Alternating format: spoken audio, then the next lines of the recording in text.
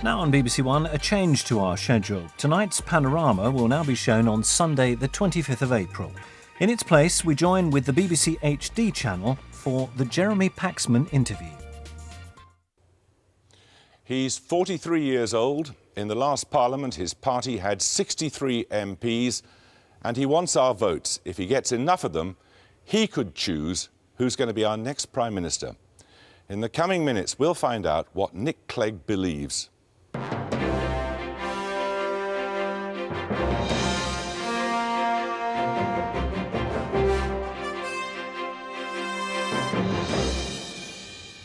Nick Clegg, let's first of all establish what planet we're on. You're not going to sit there, are you, and claim that you could be the next Prime Minister? I'd like to be the next Prime Minister. But you're not going to be as a result of this election. The election's wide open, I think. 6 million people voted for the Liberal Democrats at the last election. That's almost 1 in 4 voters. I want to see Liberal Democrats in government. So you believe you could become Prime Minister at the end of this election? I want to be Prime Minister. I can't predict what's going to happen. That's up to the 45 million voters of this country. All I would say is that things are changing very, very fast.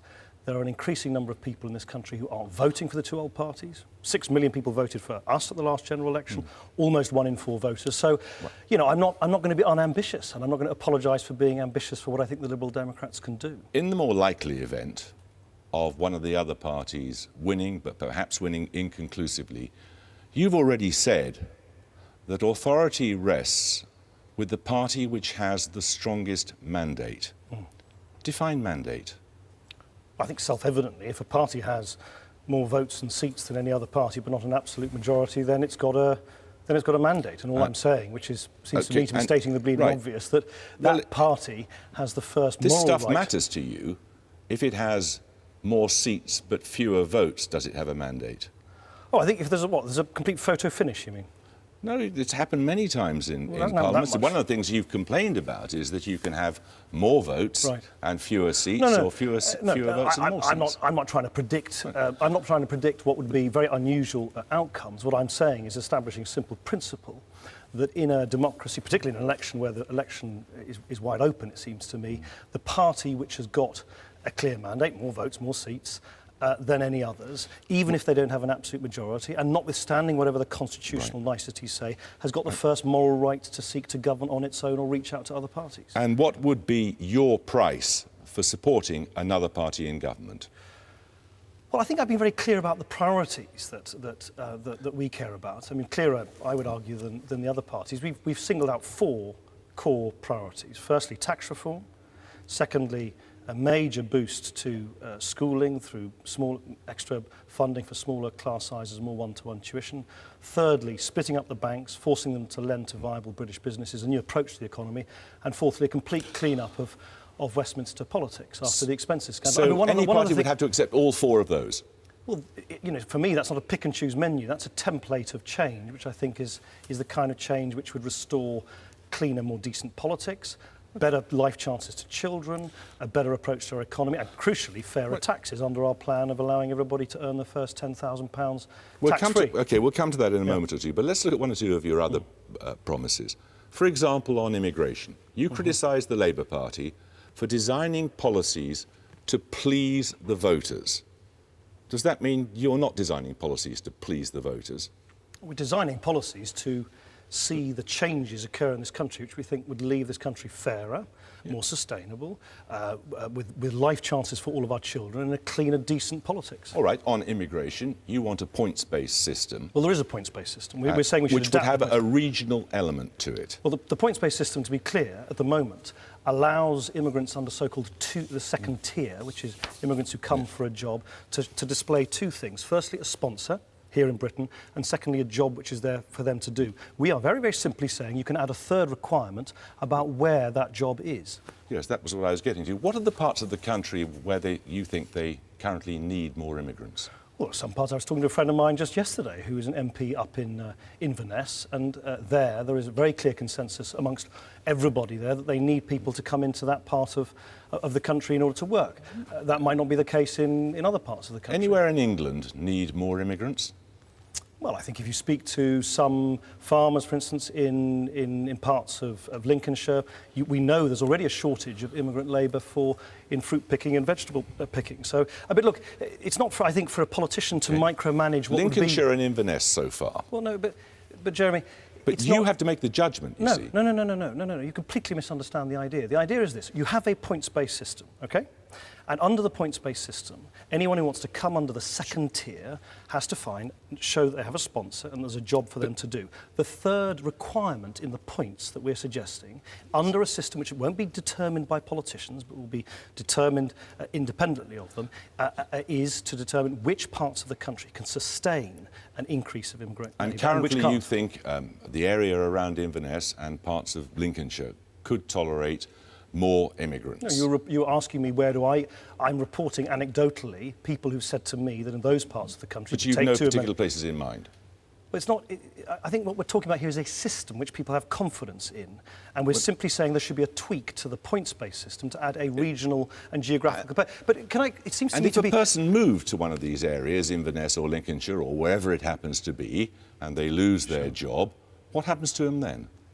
Well, under the current system, they have some weeks, I think about 3 months, in order to find another job, and then they need to return home if they haven't found another job. So you'd chuck him out as well, would you? Well, it's exactly the same system as now. You have a work permit for a particular job and attached to a particular sponsor, and under our scheme, in a particular area. If you lose that job, you lose that sponsor, you're no longer in that area, you're no longer entitled to reside in this country. And if they move to Inverness and they get fed up with Inverness and decide they prefer it in London or Brighton or somewhere? Well, then the employer in the other parts of the country, let's say Brighton in your example, would need to show people, when they're employing somebody else, that their work permit permits them to work in Brighton. They would see in their work permit that they're not permitted to. You seem very sort of nonplussed by this. It's something which exists in other parts of the world, and it's not that complicated. What we're saying is you've got certain criteria, 2 at the moment, have a sponsor and have a job for the second tier immigrants in the points-based system. We're simply saying add a third requirement, which is that you identify where you're going to work. And you want an amnesty for illegal immigrants? Well, on illegal immigration, I think we've got to be clear.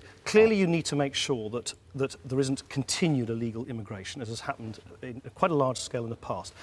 And I think, I want to see an effective, fair system of monitoring who comes in and out of this country. That, however, doesn't deal with the legacy, which is what you're talking about, of hundreds of thousands of people who are living, and have, some of them, been living here with their families for many, many years, right, under our noses, if you like, in the shadows of the British economy. Now, you have two options. Jeremy, if I may just finish. Give them an amnesty, you're just going to encourage more people to come, aren't you? No, not at all. No, this is a one-off thing to deal with a problem. The problem is that we have hundreds of thousands of people who are living in the shadows of British society, many of them working for criminal gangs. Now, I have a simple... you've got to be pragmatic about this. You could say, which is what the Conservative and Labour Party say, deport them. Well, they've never explained to me, Gordon Brown or David Cameron, how you can deport people when you don't know where they live. If you don't know where they live, you can't deport them. All I'm saying is for those people who have been in this country for a very long time, who can show... How long? Well, 10 years is our proposal. People who've lived here for 10 years and demonstrate that they speak English, want to make a contribution to this country, haven't committed offences since they arrived here illegally, then I think it's worth seeing whether we can get them out of the hands of criminal gangs and into the hands of the taxman. I would rather have those people paying taxes in order to support our public services than actually being used as prey for criminal gangs. As you know, there's an estimate from the Office of National Statistics that by 2030 the population in this country could be 70 million people. Well, is that tolerable? I think 70 million is a very, very high figure. Would it be acceptable to you? It's not a question whether it's acceptable or not. You can't stop population growth by just saying it's acceptable or not.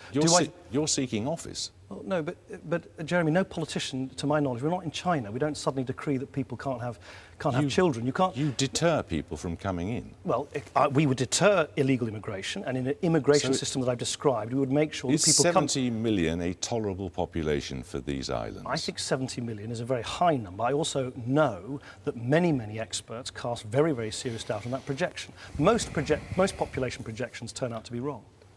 You believe on the economy now that there need to be savage cuts, but not savage cuts right now. If the Conservatives were to come in and have an emergency budget, as they say they will have this summer, Would you support it if it involved cutting public spending?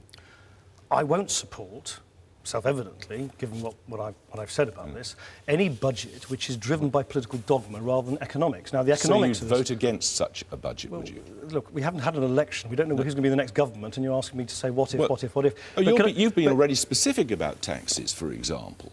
You have been specific about VAT. Sure. You say that vote Conservatives and they could raise the level of VAT. We can take it you would vote against a rise in the level of VAT, would you? Our plans do not require any increase in VAT. That wasn't my question. Well, no, but you're asking me in a sense to play this sort of game of what if politics. What if the Conservatives there? What if we were? This whole thing is what if. It's an election. No, it's not. No, Jeremy. First, there's this little matter of allowing 45 million people to decide how they want to vote, right? And they are entitled to know, are they not, what you would do if the Conservatives came in and proposed to raise VAT. Would you vote against it? I've said very clearly that we don't think VAT needs to be raised because we've made, under Why our plans... can't you say we would vote against it? Because, well, I'm perfectly prepared to say that we would vote against an increase in VAT to fund what I'm saying to you quite clearly now are unfunded tax promises by the Conservative Party. But can I you just would vote against savage cuts this year? On cuts, there need to be cuts, and I've been very forthright. You can prettify it if you like and use different words. I've been very open about the fact that we need to make some big, long-term decisions. For instance, I'm saying, unlike the Conservative and Labour parties, that we can't afford the £100 billion price tag to replace the Trident Cold War nuclear missile system on a like-for-like basis. Call it big, call it bold, call it savage. It's a big decision. It's because I don't think it's justified as it happens on strategic grounds, and I don't think it's affordable. Do I think that these big cuts are merited or justified at a time when the economy is struggling to get to its feet? Clearly not. It's and like you would pulling vote out against them?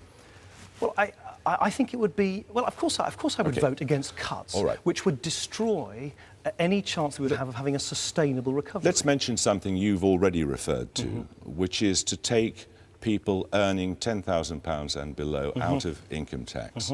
You have said that that would apply to everybody. Do you mean everybody? Well, clearly people who earn money, but it's not for those who don't earn But money. higher rate taxpayers too? No, from £100,000 upwards, it wouldn't. So between basically everybody, or from the minimum wage up to 100,000. So when you said we'll make sure that the first £10,000 everybody earns is free of tax, you were wrong. For the very top, the people right at the top. You didn't mean everybody. Well, what we're saying is that the tapering of the personal allowance, which starts at 100,000, which the government has introduced, we wouldn't change that. But That's details are important in all of this. They are indeed, yeah. How much would it cost? £17 billion. And how much of that would go to people on the very lowest incomes, up to £10,000? Can't tell you, because that depends, of course, on how many people are earning between the 6,500, which is the present threshold, and the 10,000. Absolutely. But your party has made a calculation on this, and it is that about £1.5 billion of the £17 billion would go to people earning up to £10,000 a year. That doesn't seem very much, does it? You think £1.5 billion is not very much? Well, out of 17 billion, it's a tiny proportion. Well, talk about making the best the enemy of the good. £1.5 billion for some of the poorest people in the country, and you're sniffing at that. I think that's a major redistribution. Your own calculation, someone who's earning £8,000 a year is £300 better off. Someone who's earning £50,000 a year is £700 better off. Jeremy, I don't know, with respect, what planet you're living on. If you don't think £300 for someone who's on £8,000 is not a big step forward, just imagine. The question is whether it's fair and whether it's sensible. Well, of course, it's fair to give more money. It's fair to give someone on £50,000 almost 3 times as much money as someone who's on a very small salary. It is fair to give everybody who is earning money a serious break so that they don't pay any income tax on the first £10,000 they earn. Of course, that is fair. Of course, it is. Of course, I think it is a good thing that there are £1.5 billion going extra to the people on the lowest pay. Do I apologise for the fact that someone on 18,000, on 20,000, on 25,000 will also benefit? No, of course I don't. Because I think people in that, even in that income category, average incomes are now at about £24,000 in this country. They don't feel very wealthy at the moment. They don't feel very rich. They're paying a lot of very hefty fuel bills, petrol bills and so on, and that £700 back in their pockets would be a significant help to them. Let's look at the NHS. Yeah. Both the Tories and Labour promised to ring-fence spending on the NHS. You don't. Well, they're not ring fencing. They're telling you they are, but they will explain their own policies. Well, can I explain yours? Yeah, I can explain to you why I won't use the word ring fencing and why I think it's very unwise for anyone to. All parties agree, right, that the pay bill in the public sector will need to be constrained. All parties have policies, we have different policies, but all parties are broadly saying pay's got to be constrained. All parties agree that the public sector pension bill will need to be reduced. That is money which comes from all public services, so nobody in this debate is actually ring-fencing the NHS budget in its totality. What I'm saying is, the easy thing to do is to say we all love the NHS, we're going to pour lots and lots of money into it. I want to judge the NHS not by how much money goes into it, but whether it provides maternity services, A&E services, GP services, which all of us and our families rely on. I think the way to do that is to save money where it's being wasted at the moment in the NHS. We've just heard recently 5,000 new managers employed in the NHS, and yet barely more than 2% increase in the number of nurses. We can't find a single Lib Dem MP who will countenance cuts in their local NHS services. Every single Liberal Democrat MP is signed up to a manifesto commitment, which we will publish on Wednesday, for instance, to scrap strategic health authorities altogether. OK. This here is the Liberal Democrat newspaper that's circulated in outer southwest London. You recognise this chap here, of course, your Treasury spokesman, Vince Cable, who argues the need for very serious cuts in public spending, who is part of a delegation which says, standing on the steps of number 10 there with his petition, we want to send a strong message to Gordon Brown that we will not allow the government to cut our NHS services. That's happening right across the country with your MPs. Jeremy, I think you need to draw a distinction. By the way, I'm not sure the viewers can see it, they're talking about Kingston Hospital. I know Kingston Hospital well because my third son was born there in the NHS at Kingston Hospital just over a year ago. And so you also don't want any cuts there? Jeremy, something has gone seriously wrong when we're employing 5,000 new managers in the NHS over the last year, and a maternity ward, which I saw for myself, which is under enormous demand, is threatened with closure. Something is wrong. So you ring-fence Kingston Hospital but not others? Jeremy, I'm not going to ring-fence bureaucrats and managers. We now have more managers and bureaucrats in the NHS than we have hospital beds. We're spending 12... So are you with this campaign or not? Absolutely. I think the only way... And you're with every other Lib Dem campaign to keep local services going, are you? Jeremy, everybody knows that there's a world of difference between protecting maternity services, A&E departments, GP services, and the huge amount of money that is being wasted on bureaucracy, administration, £12 billion on a computer system that doesn't work. So what I say is, if you want to protect the NHS you rely on in your own area, the way to do it is to really, really cut back on the waste of spending in other parts of the NHS. One more example. There are now hundreds of senior managers in the NHS who earn more than the Prime Minister. That's a crazy waste of money. I don't think anyone in the NHS, particularly administrators, should be earning more than the Prime Minister when they're threatening maternity wards, this one, by the way, I know very well, with closure. It's the wrong set of priorities. We would introduce new ones. Let's look at another of your policies, which you again say is aimed at reducing inequality, and this is the pupil premium. Yeah. This is a policy by which schools would be paid an extra premium on account of the number of very poor children they have attending there, children entitled to free school meals. Do you know what that would bring in a school, for example, in Hackney, East London? It would bring in, proportionally to the amount of money they're presently receiving, less actually than other schools, because schools in Hackney have received a significant amount of money. If and you in go some places, like Tower Hamlets, it would bring in nothing at all. No, that's not true. In Hackney, it would bring in... I know the Labour... Hackney, the figure's 50 quid in Hackney. No, actually, our calculations are that for those million children from the poorest backgrounds in Britain, it would represent £2,500 additional spending for those children. That's an average figure across the country. It is, and what the point you're making is that in some parts of the country, and Hackney is a very good example, the government has spent a lot of money recently, and some of those schools have done very well. The problem, of course, is that if you go to other schools, let's say my city of Sheffield, where schools have not received that kind of same treatment as schools have done in Hackney, they're crying out for extra support for their children. The argument is that in a place like Hackney, which has a great number of deprived children, about a third of the children going to school there, the figure is very, very, very much smaller than it would be in some other areas. For example, it's £50 in Hackney and it's £3,060 in Shropshire. Yeah, what you've done, which your researchers have cleverly found out, is the one part of the country where a lot of money has gone in from the Labour government is in schools in East London. And I've been very open about the fact that if for schools in East London, clearly the difference in the policy that we're advocating will be less than for schools elsewhere in the country. And actually, let's be clear. Jeremy, can I just make, there's a very important point behind this, which is that under Labour, if you're poor, it now really matters where you're poor. If you're lucky to be in an area like East London, where a lot of extra money is spent on your education, you're going to benefit. Children, pretty well anywhere else in the country, rural parts of the country where poverty is much more difficult to see, are being shortchanged. Our policy is fair because it basically says that children will be supported if they're poor, regardless of where they live. Your school spokesman, David Laws, said, this is to the Yorkshire Post on the 18th of January this year, rural schools are getting a very raw deal when it comes to funding when compared with those in towns and cities. And yet Lynn Featherstone, your MP in Hornsey and Wood Green, says on March the 27th this year, this is our opportunity to do something about the government's unfair funding of Haringey schools. Well, which is it? Well, as you know, and as Lynn would be able to tell you, that parts of London have very, very stark differences of poverty and affluence, cheek by jowl. It's very, very different to other parts of the country. What we're saying is that the government's approach to school funding is on an area-based approach. It's not actually targeting the children who need the help most. This is something, by the way, that I came across about 9 years ago when I first actually co-authored a book on this, looking at how they help children who need most help in schools like Denmark, the Netherlands, Sweden. And what I learnt from looking at it way back then is that if you give more one-to-one tuition, more Saturday morning catch-up classes, smaller class sizes, to those schools, especially those schools catering for children who maybe aren't getting the support they need with their homework, at home and so on, it has a fantastic effect on improving the educational performance of all children. Nobody denies there are many ways of improving the performance of children all over the country. My point is merely that your MPs are saying different things in different parts of the country.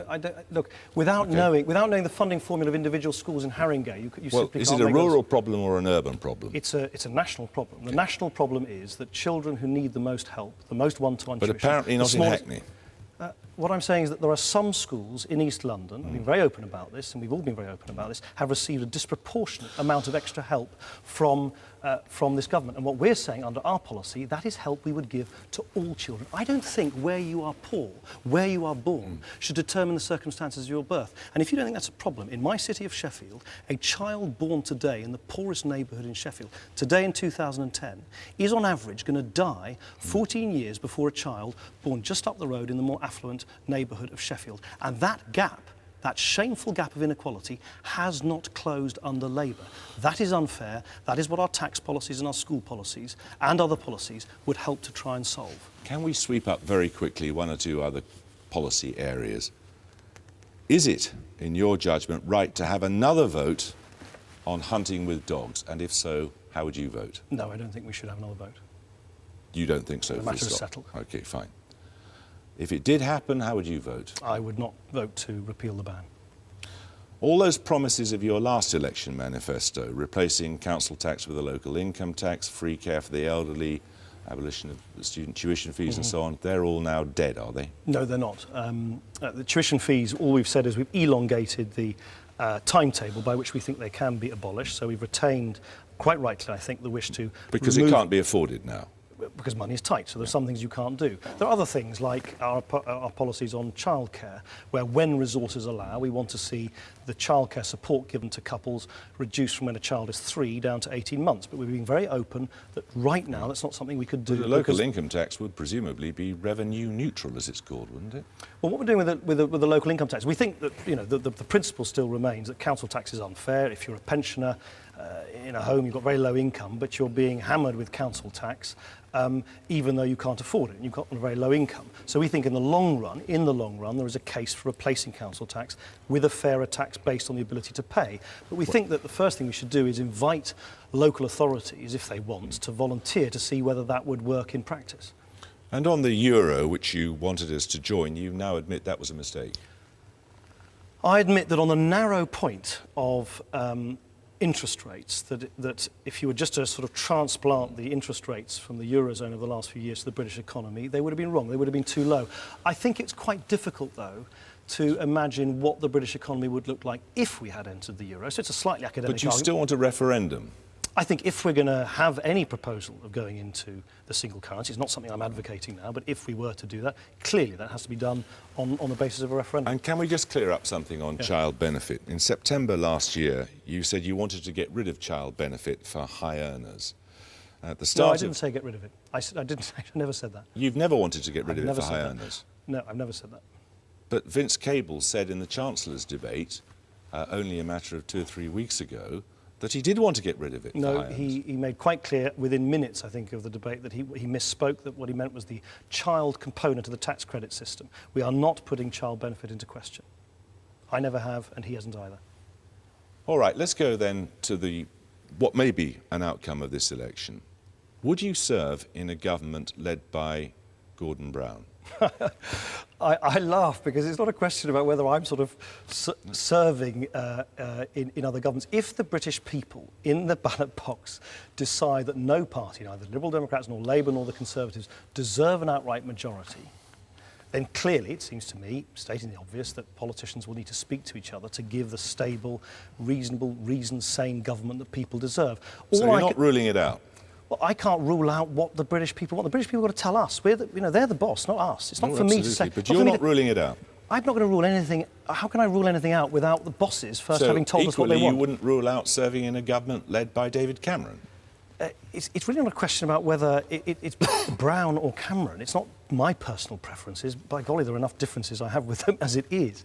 It's what the British people want. If the British people don't want any single party to have an outright majority, then what you are entitled to ask me, quite rightly, is to say, well, what are your priorities? And I've been clear on that. But also, where do you think it is important that politicians should work together? And again, I've gone much further than David Cameron and Gordon Brown in saying that irrespective of the outcome, whether there's a balanced parliament or not, whether we're in opposition or not, I think there's a case for politicians now to work to come together with the Governor of the Bank of England, with the head of the Financial Services Authority, to come clean and be open with the British people about the scale of the structural deficit, because they're not being open with them, so that at least we agree what the enormity of this problem is and how we're going to deal with it over time.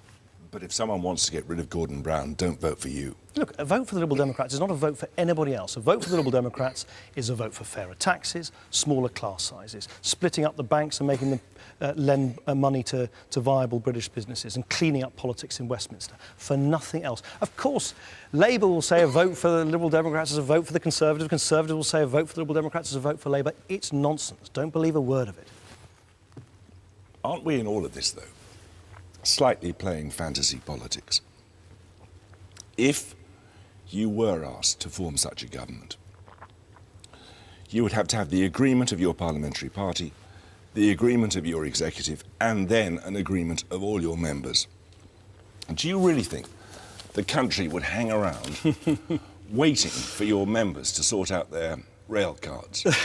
Well, if you put it like that, no, probably not, Jeremy. But look, I'm totally confident of the fact that if the British people, as I say, said, look, none of you guys deserve an outright majority, then the Liberal Democrats, we would play a responsible role in making sure that people get the kind of government that this country deserves, and crucially, that we would fight for the priorities that I've talked about earlier: fair taxes, better education, a new approach to the economy, and a cleaner politics. Nick Clegg, thank you. And next week we hope to be talking to David Cameron, and the week after to Gordon Brown. I hope you can join us then, but for now, Nick Clegg, thank you very much.